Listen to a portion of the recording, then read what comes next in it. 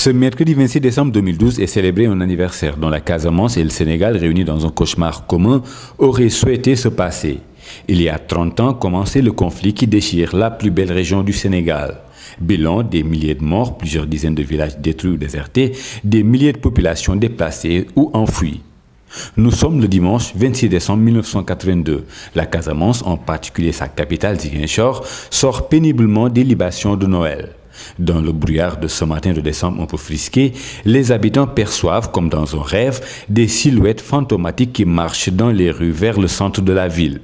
Dans toutes les grandes artères, des centaines d'hommes, de femmes et d'enfants venus de différents quartiers de la ville, des villages environnants et d'autres plus lointains. Les femmes sorties du bois sacré se dirigent vers la gouvernance, siège de l'administration régionale, représentation de l'administration centrale.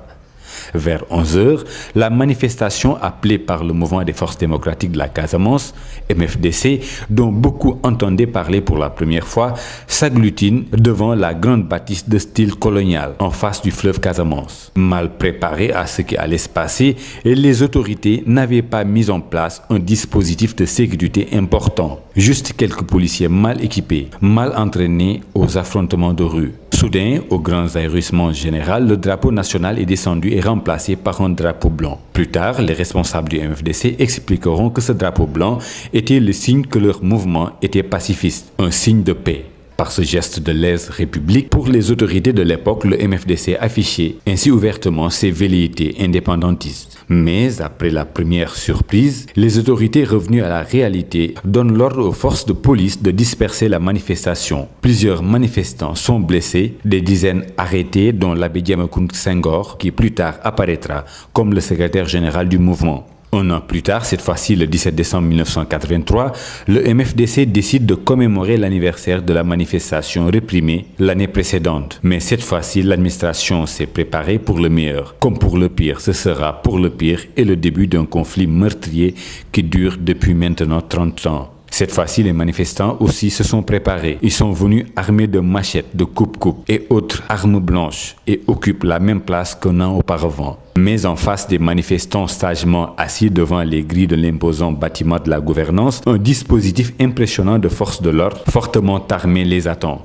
Après de violents affrontements, des dizaines de corps sans vie jonchent le sol, devant la gouvernance et dans certaines artères de la ville. La nouvelle du drame, comme une traînée de poudre, gagne les villages les plus reculés et autres îles de la Casamance, ainsi que les autres villes du Sénégal. La rébellion casamançaise est née. La Casamance, comme on le dit, on l'a toujours dit, la Casamance n'a jamais été sénégalaise.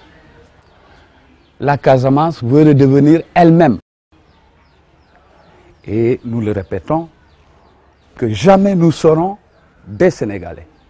La tragédie d'une région a commencé. Le MFDC a déclaré la guerre à Dakar, accusé d'avoir massacré des filles et des fils de la Casamance. Un an plus tard, quelque part dans la forêt classée, à la frontière avec la Guinée-Bissau, ATCA, la branche armée du MFDC, voit le jour à l'initiative de Sidi Badji, un ancien combattant de l'armée française. Dans un premier temps, les autorités de Dakar, tout entier engluées dans les soubresauts violents des élections présidentielles et législatives de février 1983, ne voient pas le maquis se développer sur son flanc sud et le qualifie de bandes armées hétéroclites, de cliques de bandits. Au début mal équipés, les maquisards se retrouvent bientôt dotés d'un armement sophistiqué, dont l'essentiel vient de la Guinée-Bissau, un pays qui sort de plus d'une décennie de guerre d'indépendance contre l'ancienne puissance coloniale, le Portugal. Jusqu'en 1990, date de l'intensification du conflit, c'était une drôle de guerre qui se déroulait au sud. Mais tout change brutalement, du tout au tout. Au fusil de chasse qu'ils utilisaient jusque-là, les rebelles passent au fusil d'assaut et autres mitraillettes AK-47. Le gouvernement réalise avec horreur que la jacquerie initiale est devenue une vraie guerre et met le paquet pour, dit-il, éradiquer la rébellion. Ce qui était plus facile à dire qu'à faire.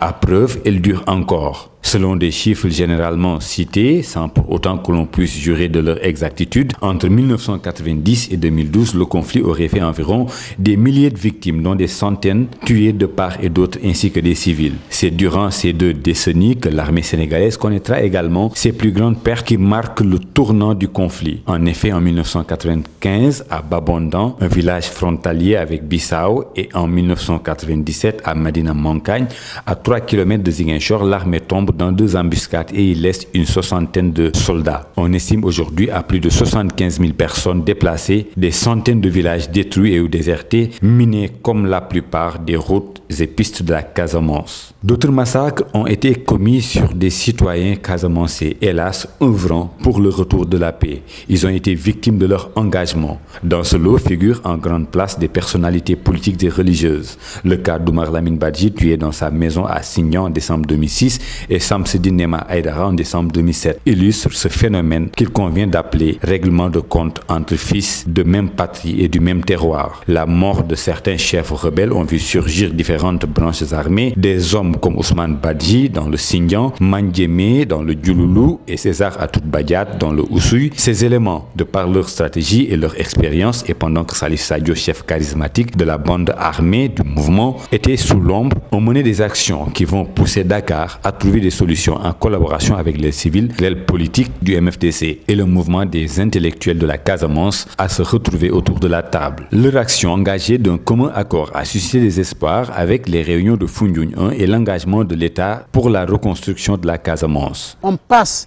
d'une relative complicité ou adhésion à une profonde aspiration à la paix, quel que soit par ailleurs le contenu qu'on pourrait donner effectivement à la revendication. Le MFDC a tenté d'obtenir l'indépendance au bout du canon. Le MFDC n'a pas réussi à l'arracher militairement. Peut-être faudrait-il envisager les choses autrement. Au pouvoir, ces efforts ont été presque aliénés par l'intrusion de l'argent qui a fait des dégâts plus qu'il en a résolu. Dans ce contexte, Macky Sall hérite lui aussi d'un dossier marqué par les massacres de Diagnon et les attaques meurtrières du cantonnement militaire de Diegoune. Un chemin de la paix difficile à baliser. Diouf croyait pourtant trouver la solution avec les accords de 1991. Wade lui pensait détenir la clé de cette situation avec les accords signés en 2004. Hélas, ces efforts se sont tous effondrés comme un château de cartes, laissant sur place une paix seulement dans les mots. Mais avec la main tendue de Salif Sadio au président Macky Sall pour des négociations hors de l'Afrique, l'espoir est permis, car la rencontre à Sant'Egidio, à Rome, les 13 et 14 octobre 2012, entre le gouvernement du Sénégal et une délégation du MFDC et celle future pour des accords pourrait aboutir à un déclic vers cette paix tant recherchée depuis 30 ans. L'autre grand effort consenti par le mouvement des forces de la Casamance est que le 9 décembre 2012, 7 militaires de l'armée sénégalaise et un civil qui étaient en détention dans la forêt de la Casamance depuis décembre 2011 ont recouvré la liberté. Nous avons en tout cas le soutien. Jusqu'à présent, il est assez satisfaisant. Mais nous ferons également des efforts supplémentaires pour notre niveau de soutien.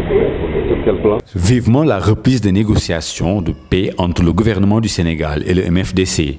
Elle doit prendre le dessus sur les tergiversations pour le retour définitif de la paix en Casamance ou la reprise de la violence entre le sommet des populations qui se pose une seule et unique question. À quand le retour de la paix dans cette partie sud du pays?